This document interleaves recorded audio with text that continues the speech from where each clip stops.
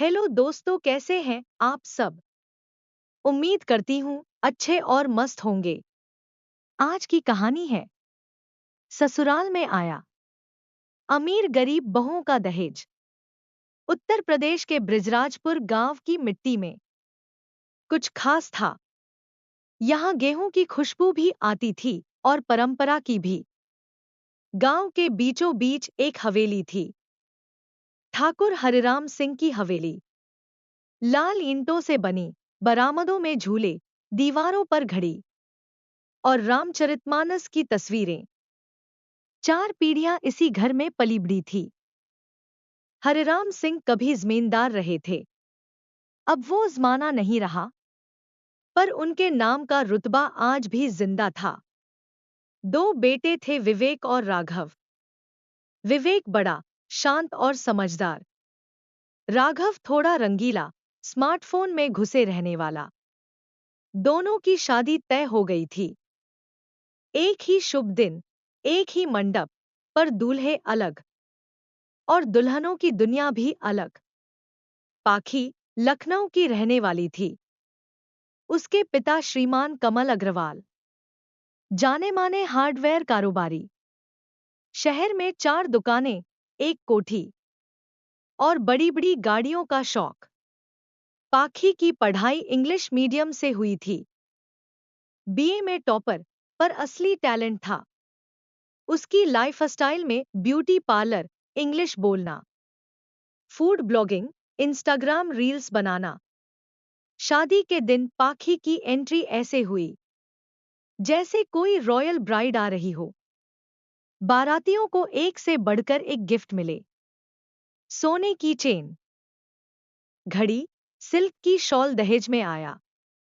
एक AC inverter वाला 42 inch का smart TV, double door fridge, front load washing machine, 40 तोला सोना, 1 लाख नकद।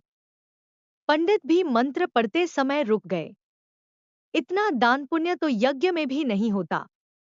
रंजना पास के छोटे गांव बड़ाखेड़ा की थी। पिता रामधन मिश्रा गांव के स्कूल में अध्यापक थे। बेहद ईमानदार, पर उतने ही साधनहीन। बेटी को पढ़ाया बीए तक, खुद पुराने कपड़े पहन लिए, लेकिन कभी रिश्वत नहीं ली। शादी के लिए उन्होंने जमीन गिरवी रखी। उन्होंने दहेज में दिया 5 तोला सोना, वो भी रिश्तेदारों से उधार लेकर। बर्तन का एक सेट, सिलाई मशीन, कुछ साड़ियां और चप्पलें। जब बारात आई तो उनका दिल धड़क रहा था, कहीं ताना ना सुनना पड़े। रंजना खुद शांत, पढ़ी लिखी, स्वाभिमानी, आंखों में चमक थी जो हरिराम के परिवार ने नहीं देखी, क्योंकि सबकी नजरें उसके दहेज पर थीं। एक ही मंडप, 2 तरह की गूंज। शादी वाले दिन एक ही पंडाल में 2 फेरे हुए, पर व्यवहार में बहुत फर्क था।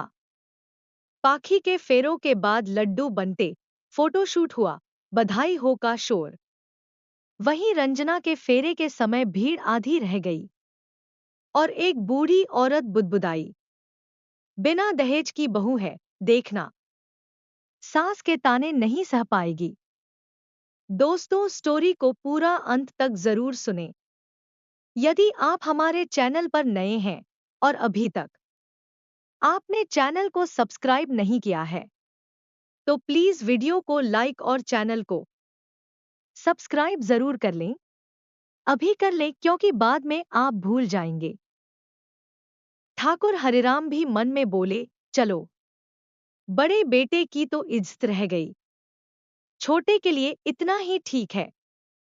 पाखी के स्वागत में आरती, पायल, घुंघरू, शंख, म्यूजिक सिस्टम, सब कुछ था। रंजना के लिए सिर्फ एक सूखा सा आओ बेटी। सासू माँ ने पाखी से कहा, ये कमरा तुम्हारा है, एसी चलाना हो तो बटन यही है, टीवी का रिमोट नीचे रखा है। रंजना से बोली, किचन तुम्हारे हवाले है, सुबह 5 बजे उठ जाना, दूध वाले से मोल भाव करना आता है ना। पहली रात दोनों बहुएं अपने अपने कमरों में बैठीं। पाखी के कमरे में एसी की ठंडी हवा थी, फोन की लाइट और सेल्फी की मुस्कान। रंजना के कमरे में मच्छरदानी, दीवारों पर सीलन और एक पुराना पंखा जो आवाज करता था। पर रंजना ने खुद से कहा, मैं आई हूं रिश्ते निभाने, नॉट शोफ करने। मुझे खुद को साबित करना है। पाखी की सुबह होती थी बेड टी से, वो भी अदरक वाली ग्रीन टी, जो खुद कभी नहीं बनाती। कामवाली पूछती, मैडम, क्या आज भी लो फैट दूध डालूं? पाखी फोन पर रील्स देखती और कहती, हाँ, और शुगर फ्री वाला शहद डालना। उसका दिन शुरू होता था ब्यूटी रूटीन से, फेस वॉश, टोनर, मॉइस्चराइजर, फिर इंस्टा लाइव पर 15 मिनट का मॉर्निंग स्किन केयर टिप्स। घरवाले भी बोले, बहू मॉडर्न है, शहर से आई है, इसे काम मत करने दो। रंजना की सुबह होती थी 4:30 बजे, ठंड में भी। पहले चूल्हा जलाती, फिर गोबर के कंडे और लकड़ियां इकट्ठी करती। बाथरूम में गर्म पानी नहीं था, गुनगुना पानी खुद गरम करती। सास बाहर आती और कहती, 5:15 हो गए, अब तक दूध नहीं उबला? रंजना कहती, अभी रख रही हूं, सासू माँ। सास बोली, हमारे समय में तो 3 बजे उठ जाते थे, अब की लड़कियां तो मोबाइल देख देख के धीमी हो गई है। रंजना पूरे दिन मेहनत करके रात का खाना बनाती। 4 सब्जियां, रोटियां, चावल, दाल। सब लोग खाते, पर कहते नमक कम है। अचार कहाँ है? फिर पाखी कभी कभी मैगी, पास्ता या नूडल्स बनाकर लाती, जो आधे घर को पसंद नहीं आता। लेकिन सब बोलते, वाह, कुछ तो नया खिला रही है। ये होती है मॉडर्निटी। रंजना सोचती, मेहनत तो मैं भी करती हूं, फिर मेरा स्वाद क्यों नहीं दिखता किसी को? ननद की सगाई और तुलना का जहर। घर में ननद की सगाई तय हुई। पाखी ने अपने पापा से तुरंत 25,000 का साड़ी सेट मंगवाया, ये मेरी तरफ से गिफ्ट। सास ने खुश होकर कहा, देखो, अमीर घर की बहू कैसे इज्जत रख रही। रंजना ने कहा, मैंने भी अपने हाथों से साड़ी में कढ़ाई की है, ये दीजिए।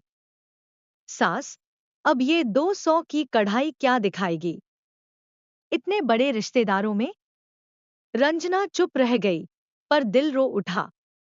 रक्षाबंधन पर पाखी को उसके भाई ने आईफोन 16 प्रो और 40,000 नगद भेजे। पूरा घर बोला, वाह, देखो, मायके वाले कैसे रिश्ते निभाते हैं। रंजना को उसके भाई ने सिर्फ एक मिठाई का डिब्बा और दुपट्टा भेजा। सास, अरे, तेरे भाई को क्या कहें, ऐसे भी लोग हैं जो बहन की इज्जत भी नहीं रखते। रंजना मुस्कुराई, पर आंखें भीग गईं। रंजना की सिलाई मशीन हौसले का पहला औजार। एक दिन रंजना ने अपनी पुरानी सिलाई मशीन निकाली और बोली, अब मैं भी कुछ करूंगी। कपड़े सिलने लगी, पहले सास, देवरानी, फिर पड़ोस की औरतें। धीरे धीरे लोग बोले, रंजना बहू बहुत अच्छे फॉल सिलती है। 50 रुपए, 100 रुपए, फिर 300 रुपए प्रतिदिन कमाने लगी। पैसे सास को दिए, ये सब्जी और दूध के लिए। सास कुछ नहीं बोली, पर पहली बार चुपचाप पैसे रख लिए, कोई ताना नहीं। पाखी ने पति से कहा, अब वो घर में दुकान चलाएगी क्या? ये तो हमारी इज्जत पर सवाल है।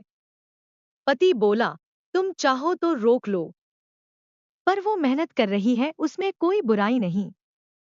पाखी अंदर अंदर जलने लगी। वो जिसे गरीब बहू समझती थी, अब तारीफें बटोर रही थी। पाखी की जिंदगी महंगे ब्रांड्स, ऑनलाइन शॉपिंग और इंस्टाग्राम रील्स में बीत रही थी। हर हफ्ते कोई नया सूट, नई सैंडल, नया फोन कवर। वो मायके फोन कर कहती, पापा, घर में कोई वैल्यू नहीं है, मुझे और पैसे भेजो। कमल अग्रवाल का बिजनेस लॉकडाउन के झटकों से पहले ही लड़खड़ा चुका था। उन्होंने कहा, बेटा, अब तो तिजोरी भी खाली हो रही है, संभाल कर खर्चा करो। पाखी को पहली बार एहसास हुआ कि दहेज तो आ सकता है, पर टिकता नहीं। एसी खराब हो गया, किसी ने बनवाया नहीं। फ्रिज की बिजली कट गई, कोई पूछने नहीं आया। पाखी बोली, घर में मेरी कद्र नहीं रही। सास बोली, कद्र मेहनत से मिलती है बेटी, दहेज से नहीं। पाखी तिलमिला गई। रंजना ने शुरू किया मुफ्त सिलाई सिखाना। रंजना ने अपने काम को सेवा में बदला। अब वो गांव की लड़कियों को सिलाई सिखाने लगी, बिल्कुल मुफ्त में। कहती, तुम्हारे पास दहेज नहीं तो क्या हुआ, हुनर है, वही सबसे बड़ा वरदान है। धीरे धीरे 6 लड़कियां आईं, फिर 12, फिर 30। सिलाई स्कूल बन गया, रंजना कौशल केंद्र। रंजना के प्रयासों से कई गरीब लड़कियां अपने पैरों पर खड़ी हो गई। किसी ने खुद का बुटीक खोला, किसी ने ब्लाउज की दुकान। गांव के लोग बोले, ये तो कोई साधारण बहू नहीं, ये तो देवी है। पाखी का परिवार कर्ज में डूब गया। कमल अग्रवाल को बैंक ने नोटिस दे दिया। पाखी को भेजने के लिए अब उनके पास कुछ नहीं बचा। पाखी ने ससुराल में खुद को अकेला पाया। पति भी बोले, अब कुछ करो पाखी, सिर्फ खर्चा नहीं चलेगा। पाखी की आंखों में आंसू थे। मुझसे तो कभी काम करवाया ही नहीं, अब कहां से शुरू करूं? पाखी रोते हुए रंजना के पास आई, दीदी, मुझे भी सिलाई सिखा दो। रंजना ने मुस्कुरा कर कहा, बहन बनकर आई थी, अब साथी बनो। अब पाखी भी दिन में 6 घंटे बैठकर फॉल पिको कुर्ता सिलने लगी। उसने भी 200 रुपए प्रतिदिन कमाने शुरू किए। पहली बार जब उसने अपनी कमाई से सास के लिए चप्पल खरीदी, तो सास ने गले लगा लिया। सास बोली, मैंने दहेज देखा था, पर बेटी नहीं देखी थी, आज समझ आया। जो रिश्ते कमाई से बनते हैं, वो कभी भी टूट सकते हैं, पर जो रिश्ते मेहनत और सेवा से बनते हैं, वो अमर होते हैं। जिला पंचायत ने रंजना को आदर्श बहू के लिए सम्मानित किया। प्रशस्ति पत्र, शॉल, माला और पूरे गांव की तालियां। पाखी भी मंच के नीचे खड़ी थी, आंखों में गर्व और खुशी। रंजना ने माइक पर कहा, आज मैं जो कुछ भी हूं, वो मेरी गरीबी की वजह से हूं। अगर दहेज होता, तो शायद मैं भी कभी मेहनत का रास्ता नहीं पकड़ती। मुझे गर्व है कि मैं बिना दहेज की बहू हूं। आज रंजना और पाखी दोनों मिलकर बहु समृद्धि समिति चलाती है, जहां हर महीने गांव की बहुओं को स्वावलंबन सिखाया जाता है। ठाकुर हरिराम सिंह ने रंजना के पैरों में पैर रखकर कहा, बेटी, तूने हमारे खानदान का नाम रोशन कर दिया।